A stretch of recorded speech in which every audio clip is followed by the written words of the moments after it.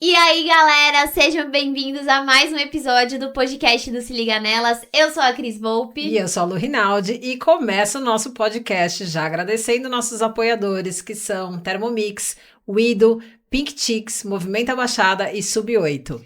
Isso aí, Lu. E nós... Assim, todo episódio é especial, né? Mas pra mim esse tem um gostinho diferente, porque marca o meu início ali. Nosso convidado tem muito a ver com o meu início no esporte, mas eu quero que você apresente ele formalmente do jeito que ele merece. Gente, o papo, assim, hoje é de alto nível, é com quem representou o Brasil, assim, na elite. O nosso convidado de hoje é um ex-atleta olímpico que não foi só para a Olimpíada, ele foi para... Olimpíada. Ele foi para Atenas, gente, 2004. O nosso convidado nos representou nas Olimpíadas e é Paulo Miyashiro, nosso amigo Shiro. Shiro, seja bem-vindo aqui ao nosso podcast. Obrigada por ter aceitado o convite. Eu que agradeço poder falar um pouquinho, né? Conheço vocês há algum tempo. E obrigado aí pelos elogios, poder falar um pouquinho sobre esporte aí. Então, obrigado pelo convite. E além de ser um triatleta, né, ter representado a gente, hoje ele também trabalha com esporte, faz esse movimento dentro da política para trazer mais oportunidades, porque como ele viveu tanto isso, a gente tava falando quando tudo era mato, agora dá para pavimentar bem e o Shiro tá lá para fazer isso pela gente. Hoje ele trabalha para o esporte, né? Então, acho que até começando assim, né, nessa energia, assim, você veio do esporte, viveu o esporte, todas as dificuldades que são ser um triatleta, ser um atleta no Brasil, né? Profissional, né? E hoje você consegue ter um olhar mais para apoio, para as políticas públicas, para tudo que precisa no esporte, né? Isso é muito legal e eu tenho certeza que faz muita diferença para muita gente aqui na cidade, né?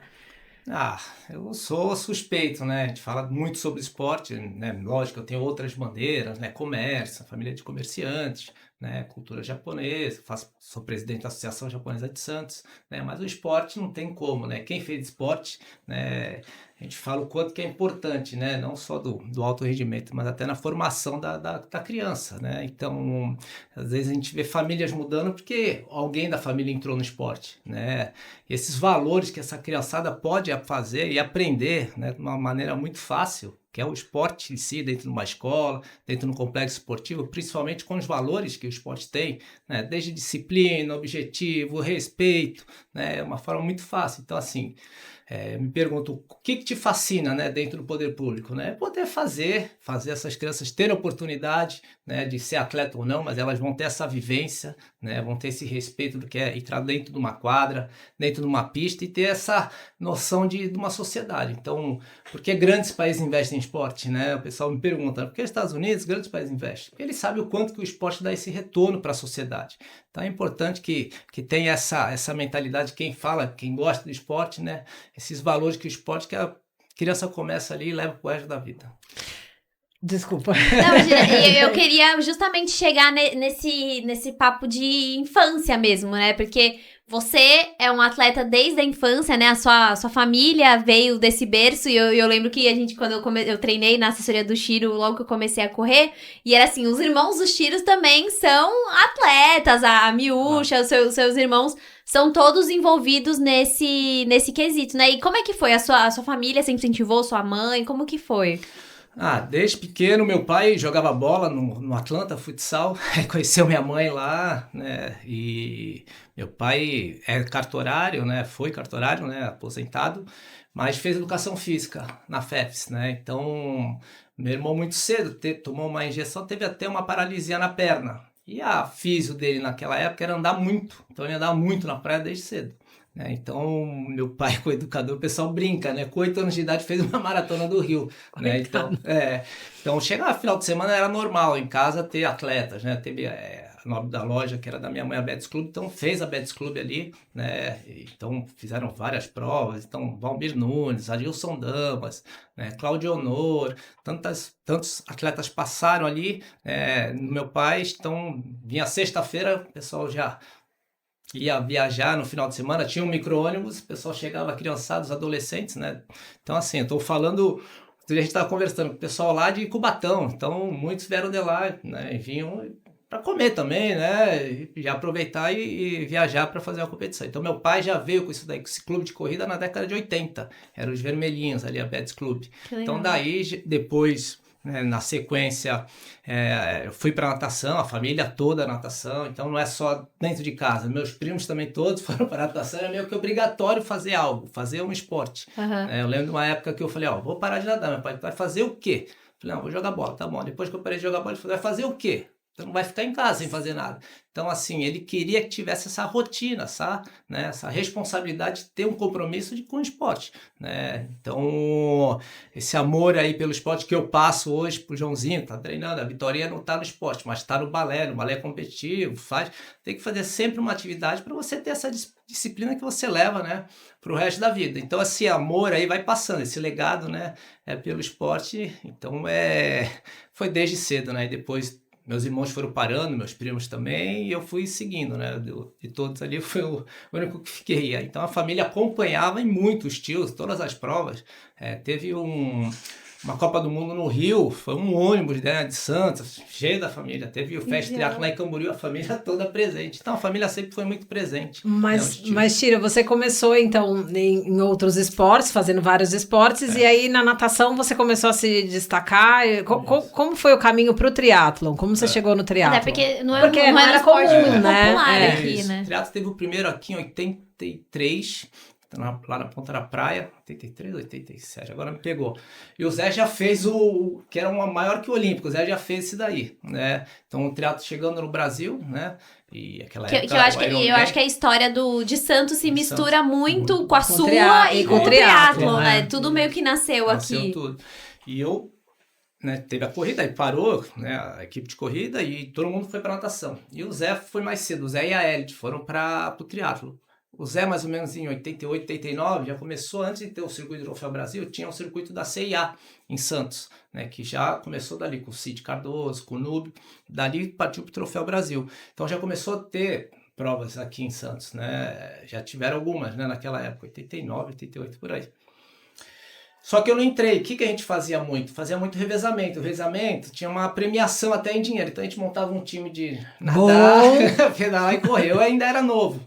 Mas o Zé já começou assim, né? E depois o Zé foi pro triatlo, né, individual. Aí eu que fui pro revezamento. Então fazia revezamento o pessoal da Carboclórica, que fazia ciclismo. Aí pegava às vezes o Valmir, às vezes o Damas para fazer a corrida, né? E dali já comecei a fazer. No revezamento você nadava? Nadava, sempre, Aí eu fazia essa equipe. Então desde cedo, os revezamentos do triatlo eu já comecei cedo.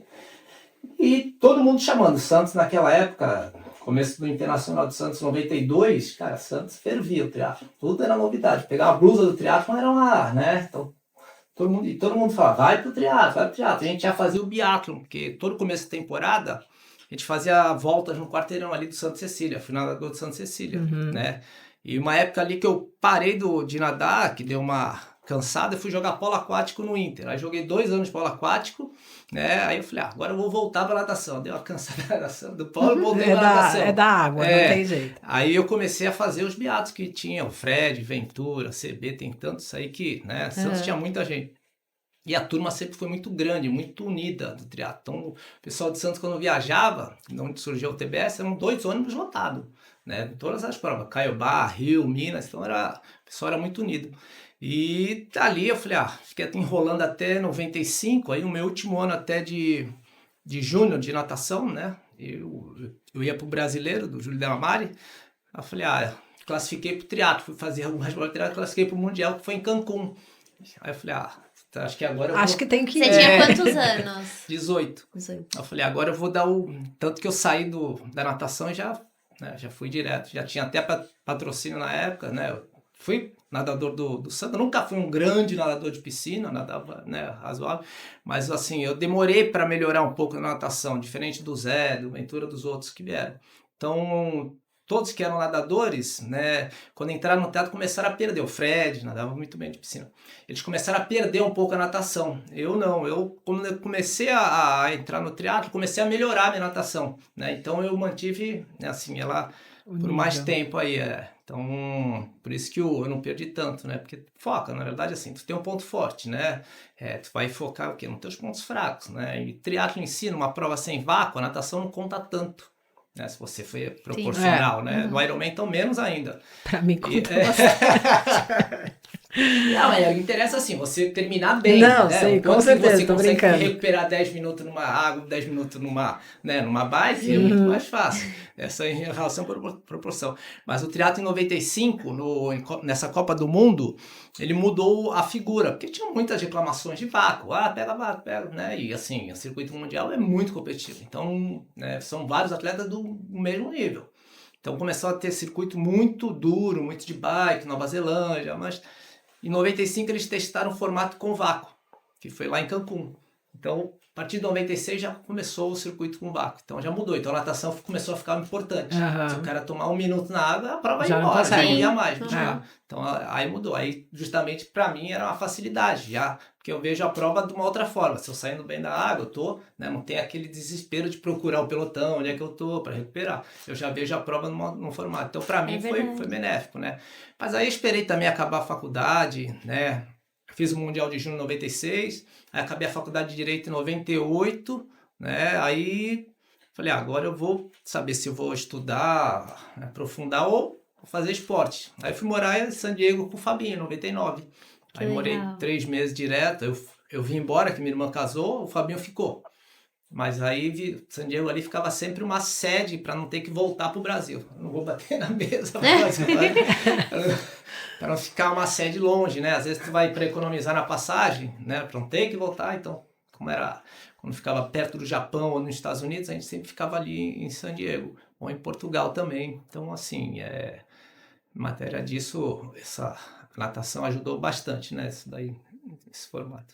E como é que você chegou nesse treinamento já como atleta profissional? Aí entrou no triatlo, foi melhorando. E como é que surgiu a Olimpíada? Como é que deu essa virada para virar um super atleta a ponto de ir para a Olimpíada e tal?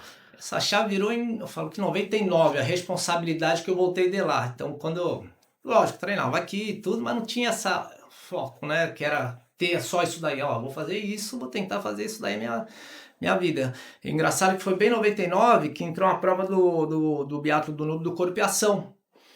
Entrou uma prova ao vivo na Globo, na hora do almoço, no sábado. E eu ganhei o biatlon lá e fechei patrocínio com a Unimonte. A Unimonte estava entrando no triatlo em Santos. Eu fiquei 8 anos de Unimonte. E eu falei, não, então eu vou. Tanto que eu fechei o patrocínio e fui para fora, fiquei 3 meses e voltei. E o patrocínio ficou, né? Mas aí a mentalidade veio de treinar. Tanto que a planilha, né, que o pessoal de Santos fazia, que geralmente era terça, quinta e sábado, terça, quinta e domingo, treino longo, eu mudei para terça, quinta e sábado. Então todo mundo foi mexendo, a gente foi, né, tudo que tu viajava, foi trazendo novidades, né, em formato de treino. Então assim, algumas coisas foram mexendo, os horários, né, o pessoal não... Foi você que inventou essas 4 horas da manhã pra gente pedalar. Mas assim, era engraçado, porque o pessoal ia pedalar às 9 da manhã, né, tinha toda segunda-feira, tinha um encontro da UTBS, ia na pizzaria lá e ia pra casa meia-noite, ficava todo mundo conversando na rua. Então, assim, o pessoal não tinha essa loucura que era de trabalhar, tudo. Tinha, né, todos que... Né, tinha um pessoal mais velho que trabalhava, tudo, mas o pessoal ficava lá conversando, né? Era muito mais tranquilo. Hoje o tempo é muito mais corrido, né? Comer tem que trabalhar. Agora, aí esses horários começaram a ir para 8 da manhã, 7 da manhã, né? Acho que 7 da manhã é o horário que eu pegava bem, mas 6 da manhã, 4 da manhã, né? Já é... Lógico, não tem um local para pedalar. Então, né? Tem que ir para lá em um lugar seguro. Né? Então, é isso. Aí depois disso, aí eu voltei... Aí eu fiz o ano 99, terminei o ano. Aí 2000 fiz o ano bom, assim, mas o ano que já estava a Olimpíada. E naquela primeira Olimpíada o Brasil foi com a equipe completa, né? As 3 meninas lá, que eram Mariana, Sandra e Carla, as 3 estavam muito bem no ranking mundial. E o Brasil já foi com o Armando, com o Juraci e com o Leandro. Também o Leandro era, né, muito bom. Na época já não estava tão como estava em 95, mas, né, muito regular. Eu falei, cara, eu vou estar na próxima, né? 2004 é o meu objetivo, né? Então, fiz o ano 2000 correndo provas aqui no Brasil, né? E o Marcos Paulo falava assim, ó, tu quer competir com os caras, quer entrar nesse outro patamar, cara, tem que começar a dar resultado para pegar um pão de açúcar, né? O sonho de todo atleta era naquela época era pão de açúcar, né? Porque o pão de açúcar, além de pagar bem, dava as passagens. Aí eu fiz o ano, aí 2000, fiz um ano bom de 2001 o pão de açúcar me chamou, falou, ó, tem um projeto, isso aqui, eu falei, então vambora. Lógico que não era igual a eles, né? E uma das coisas que eles falavam muito assim, lógico, tu quer competir com eles para disputar um circuito mundial. Eu questionava somente a passagem, não só o salário. Quero ter as mesmas oportunidades. Não, o Marcos Paulo falou, então tu tem que... Principalmente o pai da Mariana, né, que faleceu, mas era o seu Milton. Falou, ó, tem que começar a não perder dos caras. Tem que, toda a prova tem que, né? Então eu botava isso na cabeça, tudo na cabeça. Então, assim, foi uma época assim que era muita dedicação, muito treino, né, todo dia. E, sim, tu deixa de fazer as coisas porque tu gosta também, né? Mas era muito focado. Então, assim, em termos de responsabilidade, ali eu virei. Aí, em 2001, fiz algumas Copas do Mundo. 2002 também, aí já estava rodando o circuito mundial. E em 2003, que eu fui pro PAN, foi justamente contra o Juraci, que tinha feito o ano 2002 muito bom no circuito mundial. Tinha sido quarto em Copa do Mundo, tinha ido muito bem. E a seletiva do PAN de Santo Domingo, né, o que aconteceu? A Brasil Telecom estava entrando e tinha fechado com alguns atletas, né, até com o Virgílio, do Rio. E teve uma primeira seletiva, demoraram para colocar qual que era o critério da seletiva do PAN. Aí depois que a gente ficou sabendo, ó, o critério o Leandro foi campeão pan-americano nos Jogos no Rio, não dos Jogos, né, que tem todas as modalidades, do Campeonato Pan-Americano, está classificado. O segundo foi o Virgílio, que ganhou a primeira seletiva lá na Argentina. Aí o terceiro era pelo ranking pan-americano. E o Juraci estava muito bem no ranking, né? Aí eu acabei fazendo com ele uma sequência de provas, eu e ele, e deixamos para a última lá na Guatemala. E eu virei o placar lá.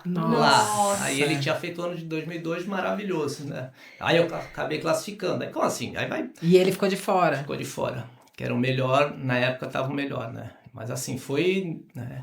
Aí eu comecei a mudar o formato, porque aí, né, porra, já tô no PAN, agora eu quero também as passagens, quero também a estrutura. Aí já foi melhorando, né? Aí fiquei, aí em 2004 consegui classificar também para a Olimpíada, né? Naquele ano, as 3 pegaram a vaga, né? Que estavam bem ranqueadas, pelo ranking, né? E assim, juntava às vezes a colocação de um com o outro. Aí nesse 2004, não. Foi pela classificação, tanto que desde lá o Brasil nunca mais fez 3 vagas, né, nem no masculino feminino. Então a classificação no terceiro, né, o primeiro, o segundo muito bem, o terceiro que abre a terceira vaga. Então assim, colocando, vai no ranking, tem 70 ranqueados, né, se o terceiro dos 9 países tiver um 20º, né, 30º, então esse que é a última vaga dos 9. Entendeu? Então, assim, tem que estar todo mundo bem classificado. Muito bem para poder ir.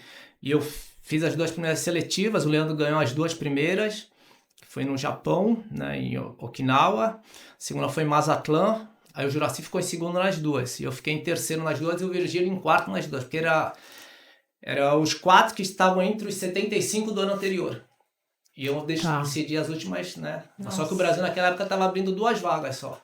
Aí na última prova do Campeonato Mundial da Madeira, né, foi quem conhece ali, tem uma subidinha ali do Funchal ali pro cassino, foi a última prova que era o Campeonato Mundial. Aí essa daí eu ganhei a seletiva, eu fui 13º e ganhei de todos ali.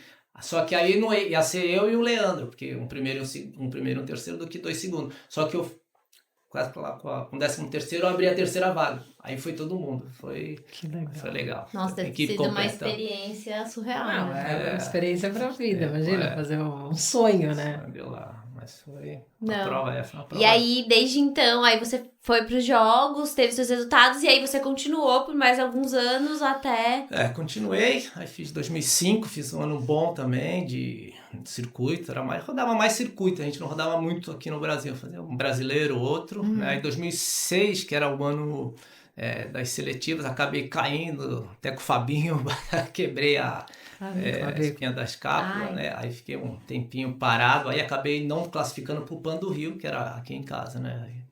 Até que o Juraci pegou medalha.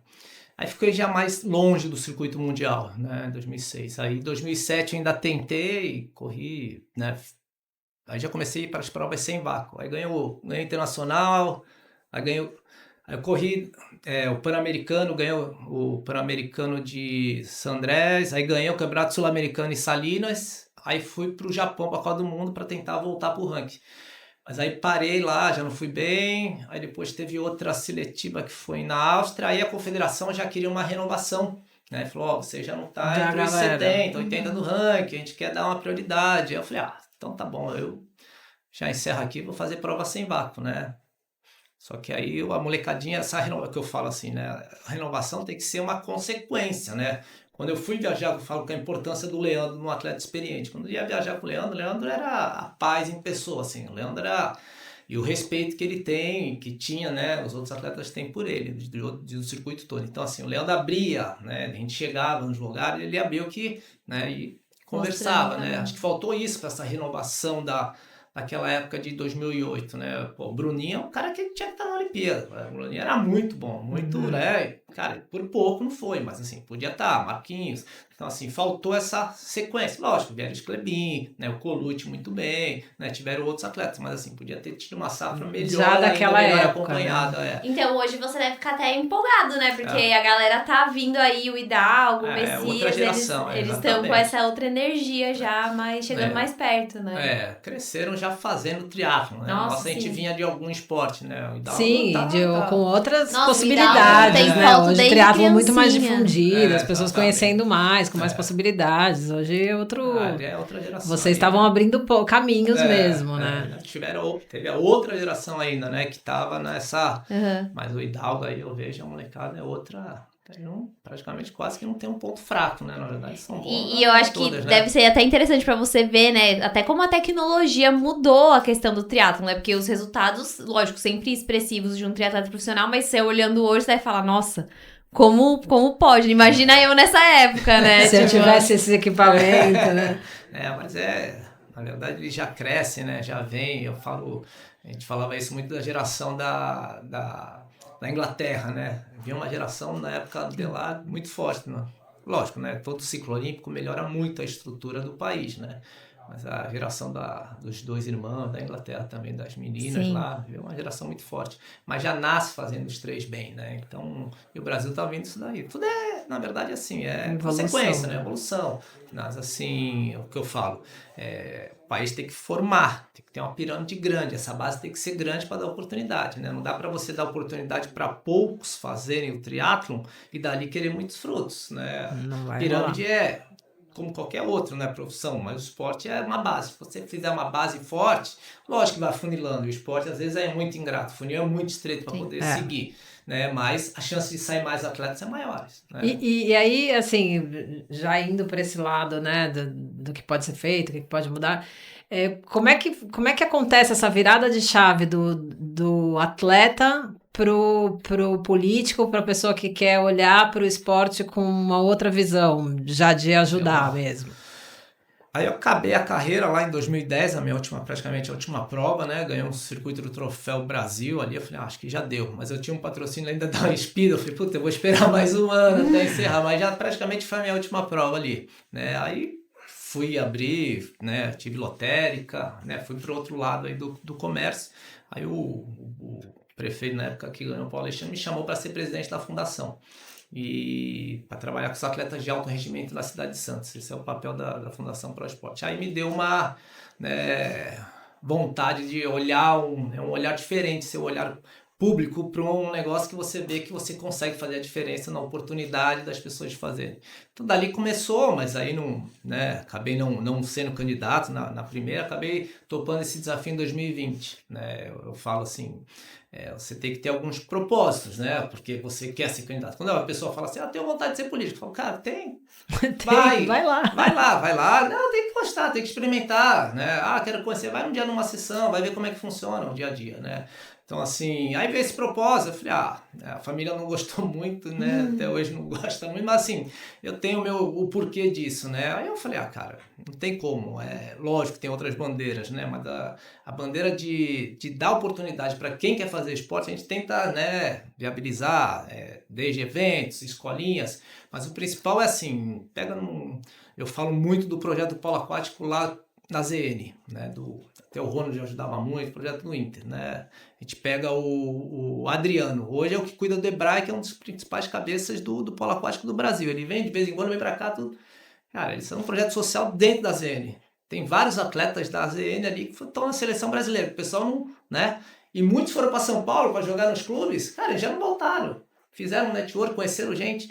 Então, assim, eu tô falando dos que, né? E quantos ali começaram a fazer o esporte e se endireitaram na vida? Com certeza. Trazer qualquer dia o Adriano, só a qualidade de vida, né, da pessoa mudar. Falo, às vezes muda a história da família, né? Tendo do basquete da Carmen lá, né? De uma mãe lá. Ela falou, a mãe tá entrando na linha por causa da filha. A filha tá atleta, tá treinando, tá. A mãe, né, tinha se perdido na vida e agora tá tentando voltar. Então, assim, eu falo quanto que o esporte pode mudar o entorno, né? Na verdade, coloca o esporte dentro de uma comunidade, né, dentro de uma escola, você na verdade, né, muda todo o conceito dele, né, do que é certo, do que é errado, do que eu posso fazer, né, regras. Né, o que você falou no começo, né, toda a disciplina, toda a parte de educação, de respeito, de tudo. Não, e eu acho que a gente vê dentro de casa mesmo, nós, como atletas amadoras que vivemos, né, o triatlon, como você sabe, ocupa muito tempo da nossa vida.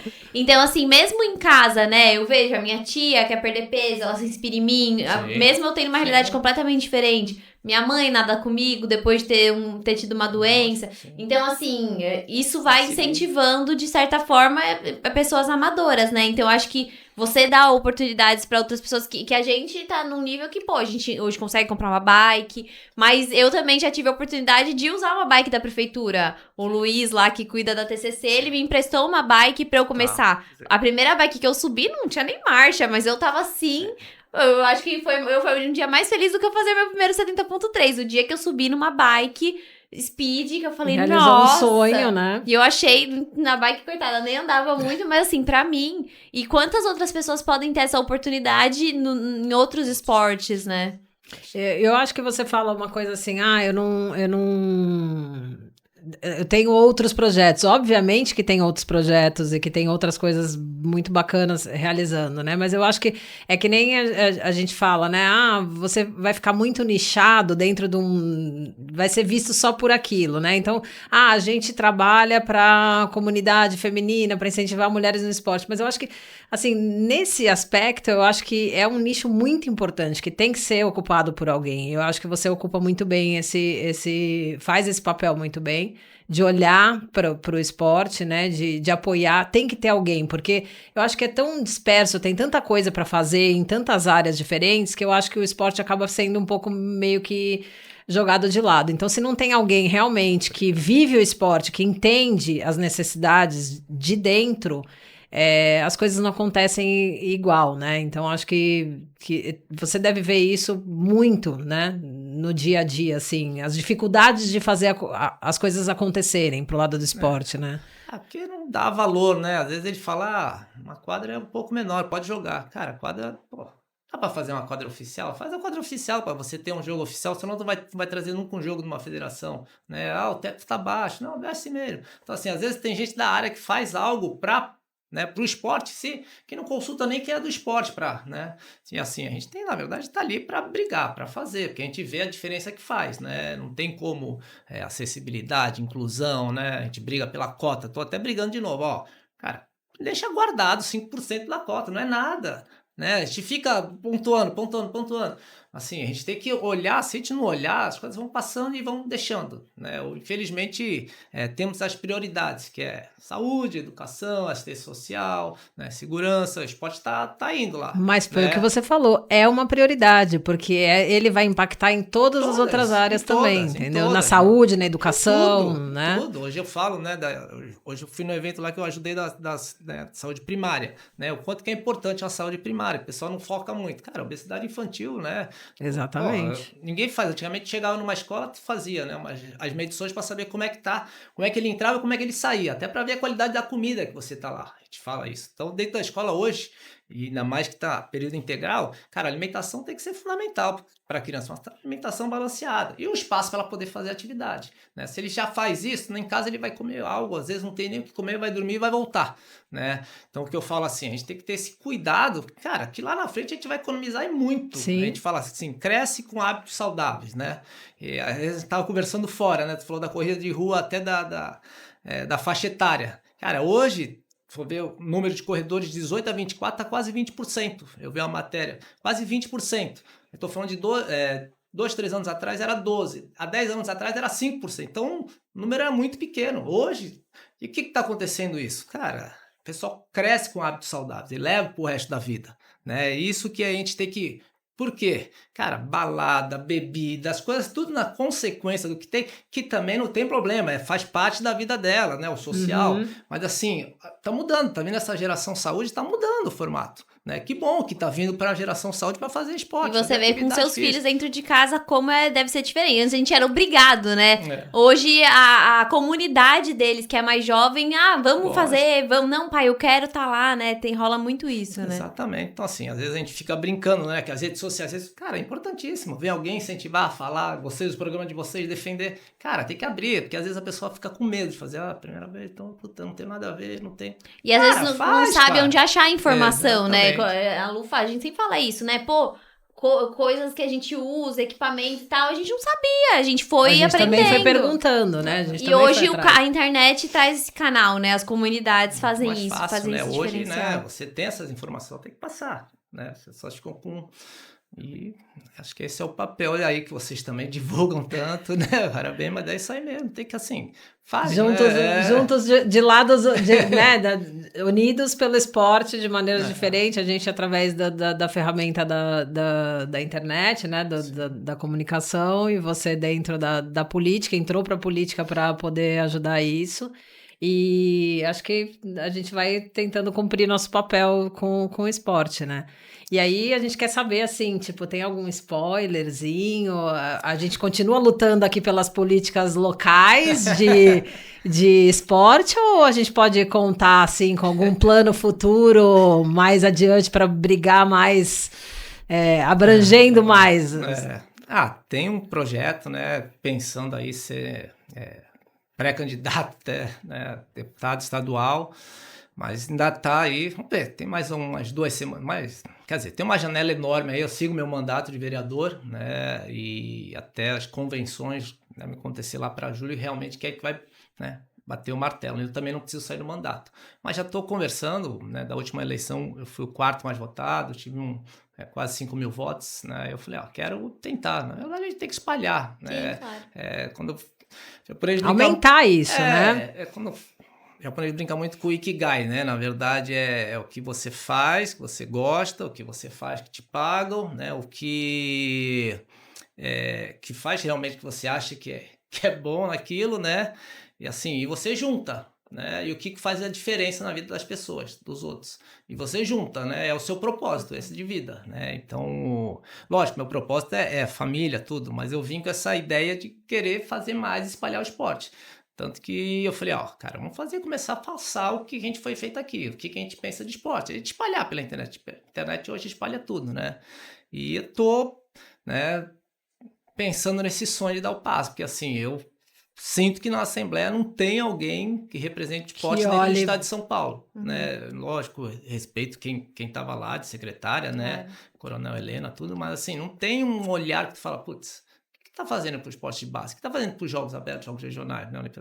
Sim, tem algumas coisas que tu não aceita, mesmo sendo do meu partido, mas algumas coisas que chegam até de professores da rede estadual, que trabalham na Secretaria Estadual de Esporte, fala, cara, tem algumas coisas que não bate. Imagino que você deva ter muitas decepções e muitas coisas que também te chamam a atenção e que você também não pode, algumas não pode mudar, né? Algumas têm condição, outras não, né? E dá para fazer muito mais coisa, né? Na verdade, isso que eu penso, assim, às vezes só algumas coisas tu fala, puta, desperdício, né? Pô, dá para fazer muito mais. Às vezes algumas coisas... Isso que às vezes cansa um pouquinho no poder público, né? Algumas coisas tu fala, cara, faz de uma forma mais fácil, né? Dá para fazer e...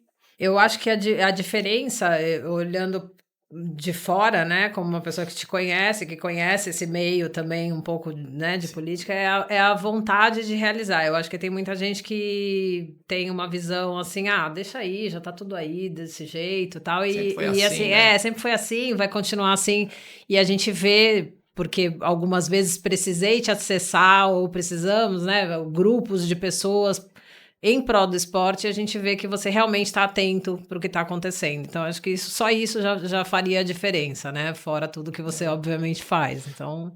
Tinha o papel, né, do Bevirão. Tem que escutar, tem que tentar fazer, tentar agir, né? Muita coisa assim não depende, né, da gente. Alguma coisa a gente também tem que entender. Às vezes as pessoas pedem coisa que não é o poder público que vai resolver, né? Mas eu falo, atender, encaminhar é função de, né, tem que ser. E lógico, e brigar também, algumas coisas que a gente vai na pressão, que a gente... Mas assim, é porque é coisa que a gente acredita, que faz, né? Então, que for de briga para isso, não tem como.